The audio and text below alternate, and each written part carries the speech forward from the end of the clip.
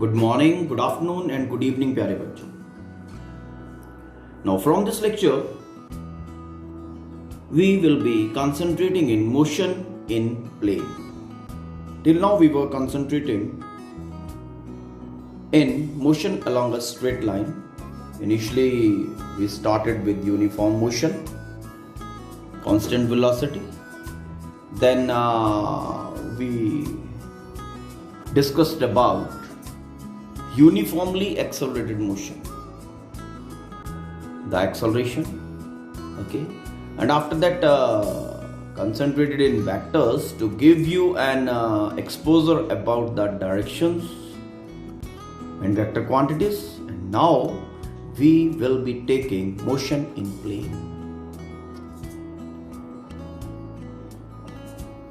Motion in plane means a body moving around circular path,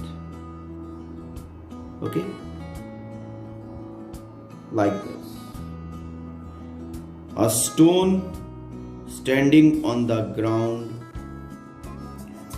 thrown with some velocity, making an angle theta. बचपन में ऐसा किया है ना सभी ने. कैसा पाथ ट्रेवल करता है? It goes like this. First it rise, then it. Okay.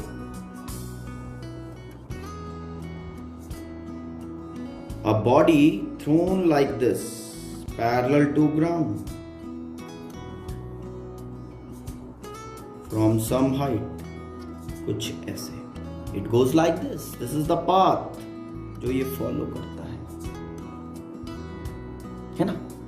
और बहुत सारे एग्जाम्पल्स आप लोग सोच सकते हो for motion in plane. Motion of coins on carrom.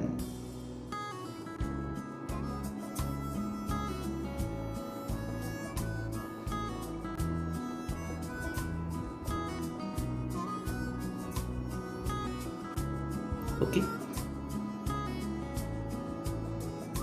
Motion of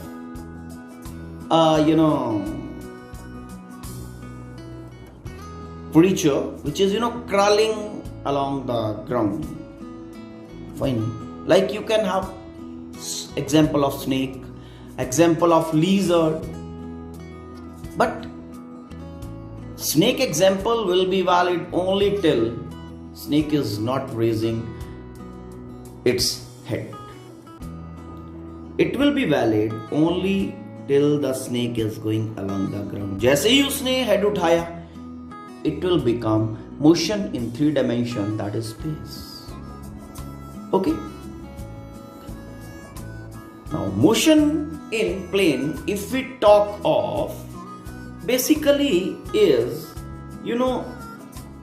combination of 2 independent motions happening simultaneously. Okay. What I said, just see with the diagram. देखो ये बॉडी यहां से चला. Let this is y axis, this is x axis. ये body यहां से चला तो इसका x कोऑर्डिनेट कितना था? 0. y coordinate was having some value. उसके थोड़ी देर के बाद it is coming down. ये नीचे क्यों आया और आगे क्यों गया? आगे गया इस वेलोसिटी के कारण, जो initial velocity parallel to ground हमने इसको प्रोवाइड किया. और नीचे क्यों आया? ठीक है, डाउन साइड ये आ रहा है because acceleration due to gravity is there, because gravitational force is pulling it down, है ना. तो जो ये इनिशियल वेलोसिटी हमने प्रोवाइड किया ये इसको आगे लेके जा रहा है और gravitational force is pulling it down. इस कारण से क्या हुआ इसका, when this will be at this particular position number 1, तो जो x कोऑर्डिनेट होगा that will be something like this, और जो y कोऑर्डिनेट होगा that will be something like this. x1 and y1 corresponding to location 1. थोड़ी देर में after some time ये location 2 पे पहुंच गया. नाउ x2 एंड यहां पे y2. x2 and y2 are x and y coordinates corresponding to location 2 of the particle of the body. After some time, body is here. This is location 3, x coordinate x3 accordingly, and y coordinate y3. जो यहां पे concentrate करने वाली बात है, okay, देखो, body at 0 time was here, t1 time, t2 time, t3 time, and so on. Yes. As the time is progressing, the body is moving on this particular path. Okay? And as the body is moving on this particular path, its x coordinate is changing with time.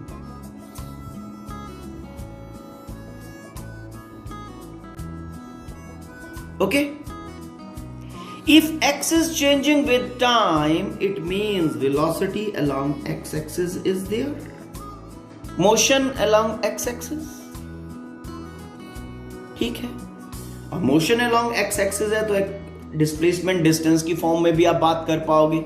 Okay, motion है तो you will be able to talk in terms of that slow and fast, that is speed and velocity. और अगर speed and velocity भी change कर रहा है तो acceleration की भी बात कर लोगे आप along x-axis. This motion is independent motion. ठीक है, along x-axis with respect to time. Now second thing, y coordinate is changing its value from यहां से यहां तक along this axis. Y coordinate changing with time.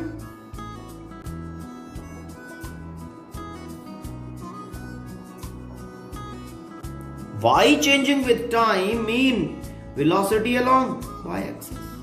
Y changing with time मतलब distance and displacement along y-axis can be defined.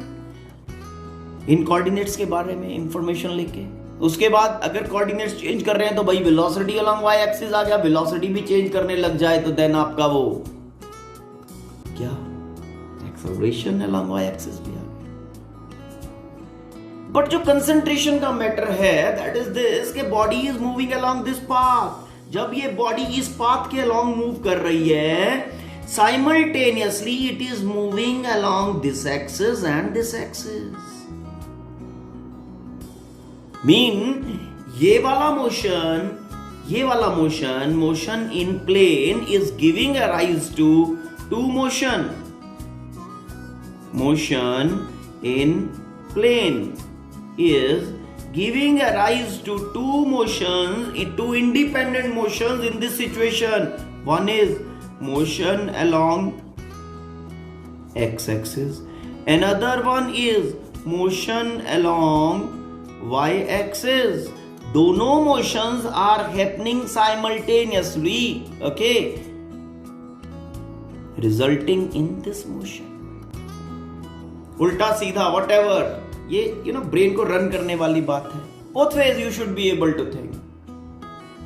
If body is moving this way, it means body is moving along x-axis, body is moving along y-axis simultaneously.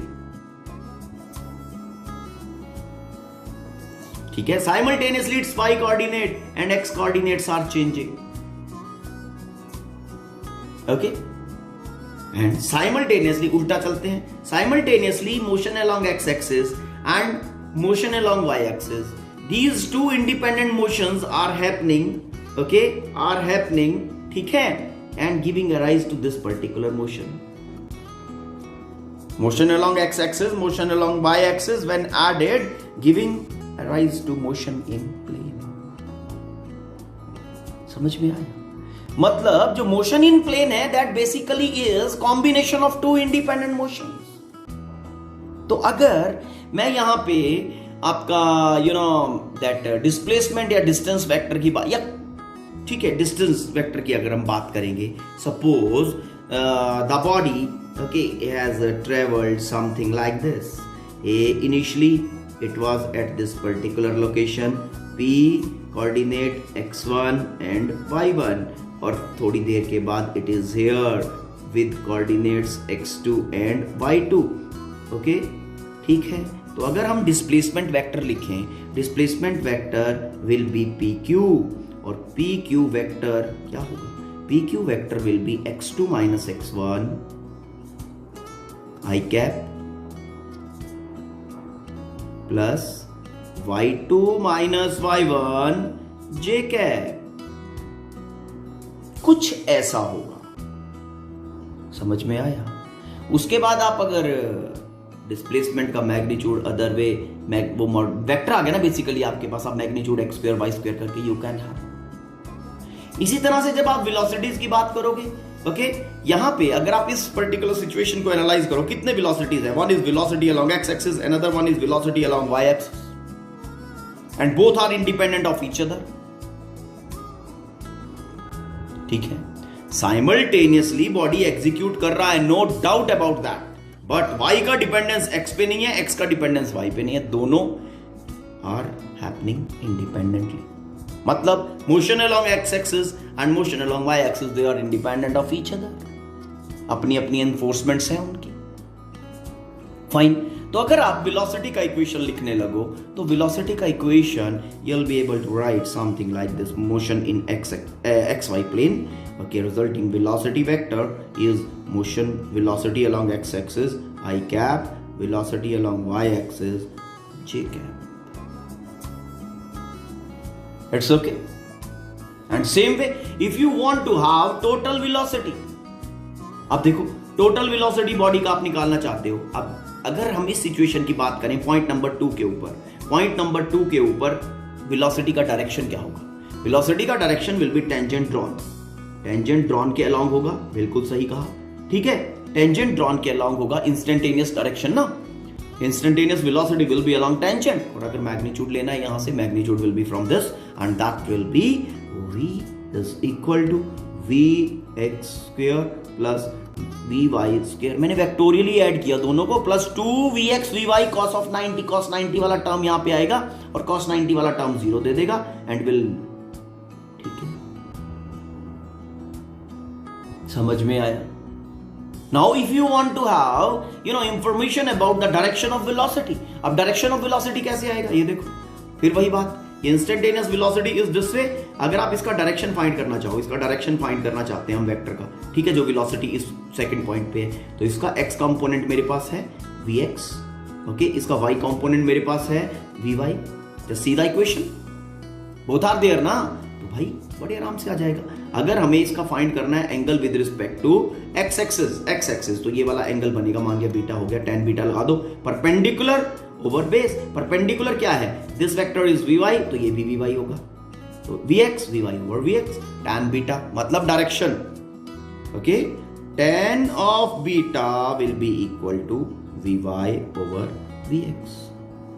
मतलब कुछ भी problem नहीं है, just you have to run your brain in a kind of frame thinking of two independent motions happening along two different axes, okay, and when those both motions they are clubbed together, we get the motion in plane as given over here, as I discussed over here.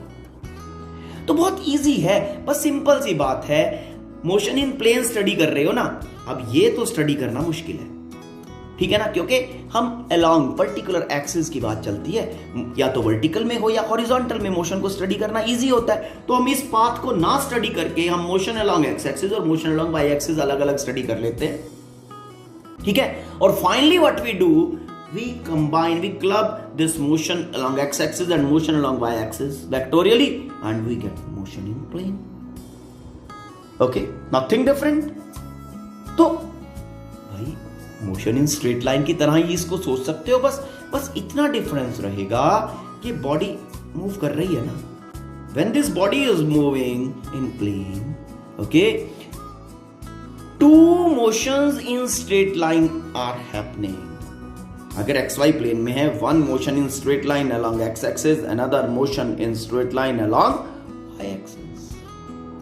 Acceleration की जब बात होगी, then acceleration के situation में you will be going like this, acceleration vector, acceleration along x axis I cap plus acceleration along y axis j cap. Similarly, you can have magnitude of acceleration and direction of acceleration. Okay? So I just want to say that thing. Motion in plane is nothing different. Okay? It's based only on those fundamentals which earlier you have studied. That is motion in straight line. Okay? It may be a combination of uniform motion and accelerated motion. कि along one axis uniform motion है, along another axis accelerated motion है. ऐसा हो सकता है, कोई problem नहीं है. हमने कहा ना, both the motions they are independent of each other. ठीक, दोनों accelerated भी हो सकती है, दोनों uniform भी हो सकती है. कि एक एक्सिस के along जो है बॉडी यूनिफॉर्म मोशन में जाए और दूसरी के along एक्सेलरेटेड हो. कोई प्रॉब्लम वाली बात नहीं है, क्योंकि दोनों मोशंस में कोई स्पेसिफिक रिलेशनशिप नहीं है. Both are independent of each other. But when these both motions in straight line are happening simultaneously, एक ही टाइम पे they are giving a rise to, this is the result of those two motions. It's clear now. Motion in plane में हम जो study करेंगे specific elements, one will be projectile. Okay? तो अब आप सोच रहे होंगे ये प्रोजेक्टाइल चीज क्या है? ठीक, देखो बड़ा सिंपल सीधा हिसाब किताब. एक स्टोन उठाओ, ठीक है? स्टोन उठाया यहां से, ठीक है? उठा के फेंका, थ्रोन, कुछ ऐसे पाथ ट्रेवल करेगा ना, ठीक है ना? If the motion of stone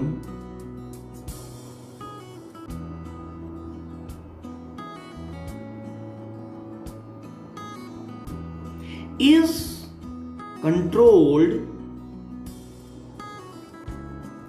only by gravitational force,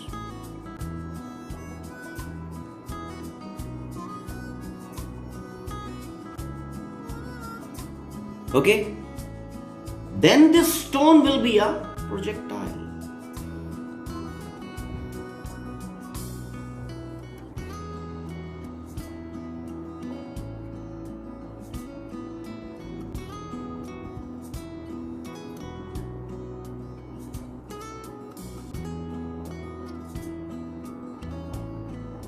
ठीक है, समझ में आया? फुटबॉल से खेल रहे हैं, फुटबॉल को किक मारा, ठीक? If the motion of the football is governed और controlled only by the gravitational force,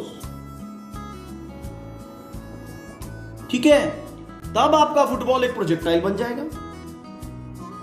अब आप सोच रहे होंगे कि सर तो पागल हो गए, ये सोच रहे हो ना, है ना? भाई स्टोन है, स्टोन को फेंकेंगे तो सिर्फ ग्रेविटेशनल फोर्स थोड़ा लगेगा, है ना? एयर भी तो है ना? आप सोच रहे होंगे सर को अभी नींद आ रही है, ओके, और सर तो एयर को भूल ही गए. Air is there.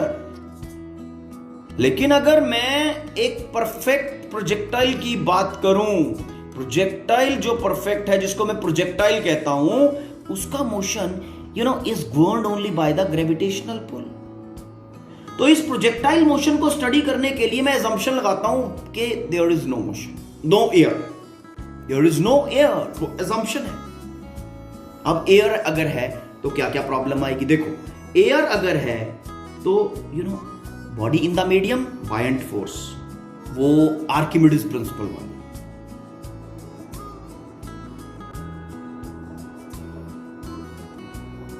Okay, body moving है तो एयर उसके फ्लो को रेजिस्ट करेगी, ठीक?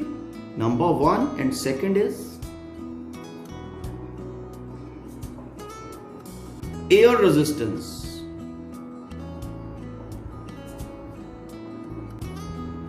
ठीक है, ये दोनों किसके कारण है? एयर के कारण. क्या प्रोजेक्टाइल मोशन में मुझे इनकी दोनों की जरूरत है? प्रोजेक्टाइल मोशन बाय डेफिनेशन क्या है कि मोशन ऑफ द बॉडी, जिस बॉडी का motion is governed only by the projectile. Only by the gravitational force, ठीक है, वो क्या बन जाएगा, प्रोजेक्टाइल बन जाएगा। ओके, आप बैठे हो, आपके पास सपोज करो कुछ कंचे हैं, पेबल्स, ठीक है, बैठे हुए हो गार्डन में, उठा के एक फेंक दिया। If there is no air, तो वो जो आपका कंचा, जो पेबल आपने फेंका है, जो स्टोन आपने फेंका है, वो प्रोजेक्टाइल है।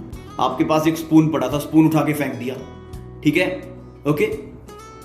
Motion is suppose there is no air, तो motion will be governed only by the gravitational pull, only by the gravitational force, then that spoon will become a projectile, ठीक है। तो if I want to study projectile in open climatic conditions, okay, तो हम assumption लगाते हैं यहां पे,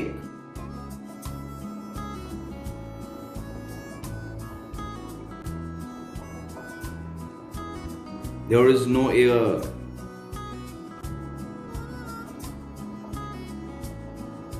if there is no air, then there will not be any buoyant force, there will not be any air resistance, and the motion of the body will be governed only by the gravitational force. बन गया body projectile.